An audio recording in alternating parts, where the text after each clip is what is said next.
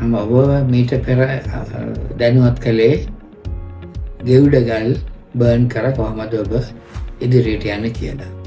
මම මේ තුලින් දැනුවත් කරන්න බලාපොරොත්තු වෙන්නේ නැචරල් ගල් ලොට් එකක් අරගෙන කොහොමද ඔබ ඒක නිවැරදි ආකාරයෙන් මෙලදී අරගෙන ඒ ආකාරයෙන්ම කටයුතු කරලා හොඳ yield එකක් ලබාගෙන ගලක උපරිම වැලියු එකට එන්නේ කොහොමද කියන එකයි මම අද කියලා දෙන්න යන්නේ.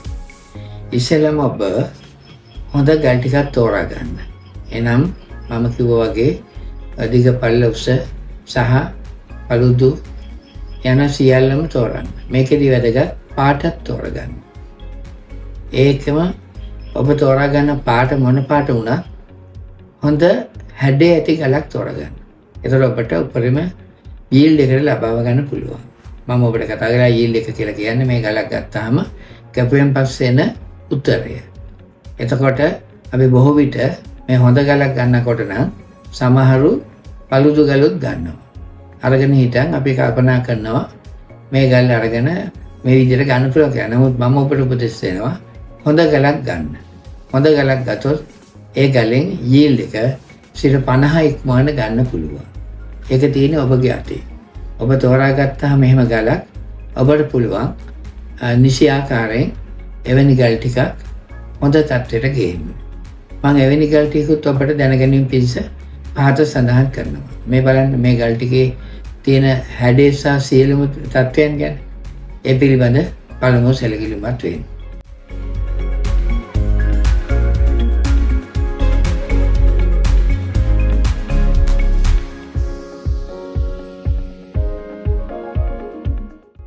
ඒ වගේම එහෙම තෝරාගත්ත ගල් ටිකක් ඔබට අවශ්‍ය කරන කට් වලට කපන්න එපා.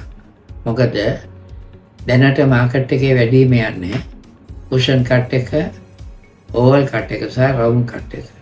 මේට අමතරව ඔබට ඕඩර් එකක් තියෙනවා නම් ඔබට අවශ්‍ය කට් ලබා ගන්න. සමහරු කරන්නේ ගලේ තියෙන හැඩයටම මේ කට් එක කපා ගන්න එක. එහෙම කරන්න එපා. මොකද හේතුව එහෙම කැපුවොත් රීකට් කරන්න ගියොත් වේස්ටේජ් වෙනවා. නමුත් මුලදීම තීරණය කළා මාකට් එකේ පවතින කට් එක ඔබ නිතරම ලබා ගන්න.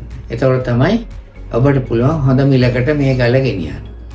මොකද එහෙම නැති වුණොත් ගල ගතරට වඩා අඩුවෙන් විකුණන්න වෙයි. ඒ හින්දා ඔබට තියෙනවා විශේෂ දෙයක් මෙම ගල් තෝරාගත්තෙන් පසුව එක් පැති වලට අනුව. දැන් උදාහරණයක් හැටියට ඔක්කම් පිටිය, ඇලහැර සහ රක්වන වගේ පැතිවල ගල් කැපීමෙන් පසු පාට වැඩි වෙනවා. ඒක අපි අත්දකලා තියෙනවා.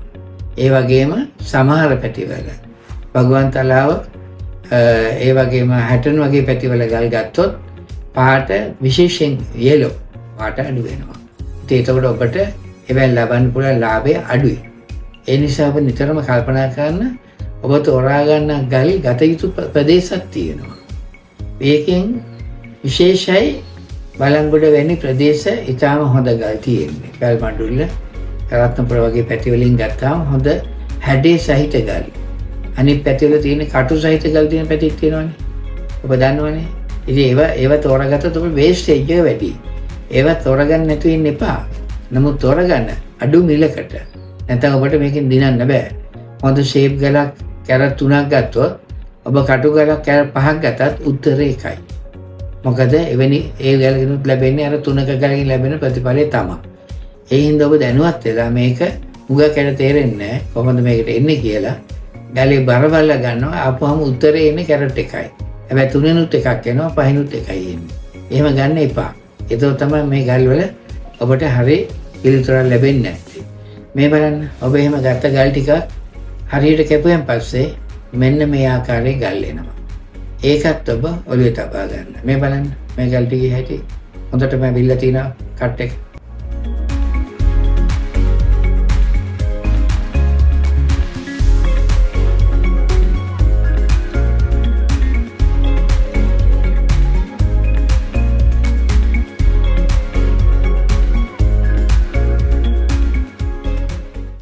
ඒ වගේම දැන් ඔබට පේනවා මේ ගල් ටිකක් හරියට අරගෙන හරියට කපා ගත්තා මෙන්න විදිය. දැන් සමහර ගල් අපි 60 වෙනකුණුත් yield එක අරගෙන තියෙන ගල් තියෙනවා. ඒකට හේතුව තමයි ගල්ගේ ගලේ ඇති හොඳ ස්වභාවය නැත්නම් හැඩය. ඒක නිසා එවැනි ගල් තමයි ඔබත් මෙලදී ගන්න. එවැනි ගලක ඔබට ලැබෙන ප්‍රතිලාභය හුඟක් වැඩි. දැන් සමහර වෙලාවට මම දැකලා තියෙන අත්දැකීම තමයි මේ ගල් නැචරල් වේ කරනකොට ඔබට පුළුවන් වැලියු ඇඩිෂන් එකක් කරන්න පුළුවන් කට් එකෙන් සහ මැණික් ගලක් කැපීමෙන් පමණනේ. අපිට බර්න් එකේදී නම් බර්න් කරලා ඒක වැලියු ඇඩ් කරලා කපලා ආයි වැලියු ඇඩ් කරලා ජුවලරි එකක් නිෂ්පාදනය කරලා ආයි ඇඩ් කරන්න පුළුවන්. මේකේ පුළුවන් එක්කෝ කපලා පුළුවන් එක ජුවලරි එකක් නිෂ්පාදනය කරලා පුළුවන්. ඔය දෙක තමයි කරන්න තියෙන්නේ. ඒකෙදි ඔබ බොහෝ විට කරන්නේ ඒ ගන්න ගල් ඒ ආකාරයෙන් විකිණීම හෝ කපල විකුණීමනේ. ඒකට ඔබ ඒ ආකාරයෙන් විකුණ 50ක ලාභයක් ගත්තොත් කපල විකුණ 100 200 විතර දක්වා කලක මිල වැඩි කරගන්න පුළුවන්. ඒක තමයි මේකේ අවශ්‍ය. ඒකෙත් වෙනස් වෙනවා. ඔබ ගන්න ගලක පාට පැත්ත අනුව වැඩි වුණොත් 500 විතර දක්වා මිල වැඩි කරගන්න පුළුවන්. ඒක අපි අත්දැකලා තියෙනවා. ඒක ඔබට මේ අපේ අත්දැකීම් කොටසක් දෙන්නේ එවැනි ඒවල් පිළිබඳ දැනුවත් කරන්න. ඔබලා ඉගෙන ගන්න තියෙන පුළුවන් තරම් ගල් අරන් වැඩිපුර අරන් පොඩි ලාභයක් කියලා විකුණන්න. එහෙම නෙමෙයි. ඔබ මාසයකට සුළු ගල් ප්‍රමාණයක් ගන්න. ගල් කැලි 5-10ක් විතර තෝරාගෙන. හැබැයි ඔබ ගල් කැලි 1000ක් ගන්නවට වඩා ප්‍රතිඵල ලබා ගන්න පුළුවන්. මොකද හේතුව ඔබ 1000 තුල ගොඩාක් තියෙනවා. ඒකත් තෝරාගෙන ගත්තොත් ඉතාම හොඳයි. ඔබ ලොකු ලෝඩ් ගන්න පුජ්‍යලෙන් නම් සාමාන්‍ය පුජ්‍යලයට හොඳයි. හොඳ ගල් කැලි 10ක් කළොත් හොඳ ලාභයක් ලබා ගන්න පුළුවන්. ඒක මම අත්දැකලා තියෙනවා. මොකද හේතුව මම එහෙම කියන්නේ මමත් ගල් විකුණනවා. ඒ විකුණනකොට මම ගල් කපලා මම විකුණන්නේ ඔක්කොම අය තෝරලා ඉතුරු වෙන ගල්.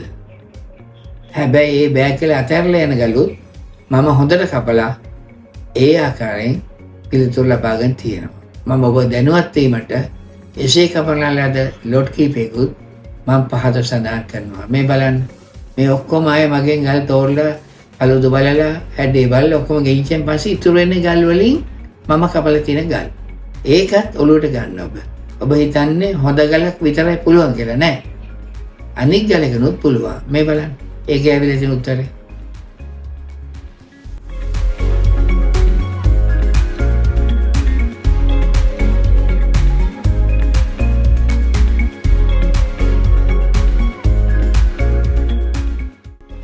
දැන් ඔබට තේරෙනවා ඇති මේ ගල් ටිකක් ගත්තාම කොහොමද ඔබට උත්තරයක් ලැබෙන්නේ කියලා. මොකද මම මේකෙදී ඔබ දැනුවත් කරන්න ඕනේ. මම සාමාන්‍යයෙන් රෆ් ගල් වශයෙන් වික්කොත් මට ලැබෙන්නේ 25ක් 50ක් අතර ලාභයක්. රෆ් ගල් මම කපල විකුණනවා අනිවාර්යයෙන්ම 100ට වැඩිය මට ලැබෙනවා. ඒ වගේම ඔබ ඔය කියන ලද ගල් ඔක්කොම ඉවරුණාන් පස්සේ ඒ ගල් වලට මිලක් නැතු යනවා මට.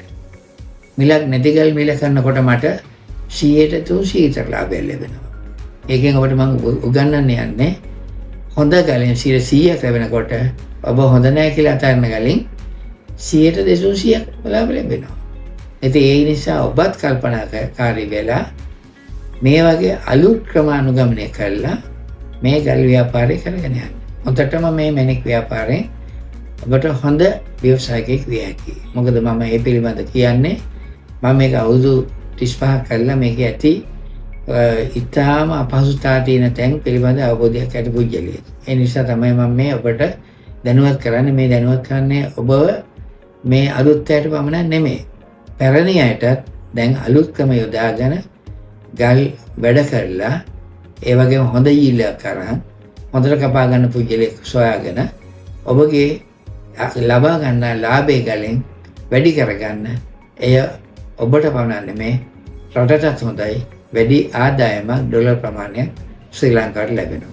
ඒ නිසා මම මේ පිළිබඳ ඔබ දැනුවත් කරලා ඔබටත් මේ ආකාරයෙන් කරන්න කියලා ඉල්ලන ගමන් මා ඔබෙන් සමුගන්නවා. බොහොම ස්තුතියි.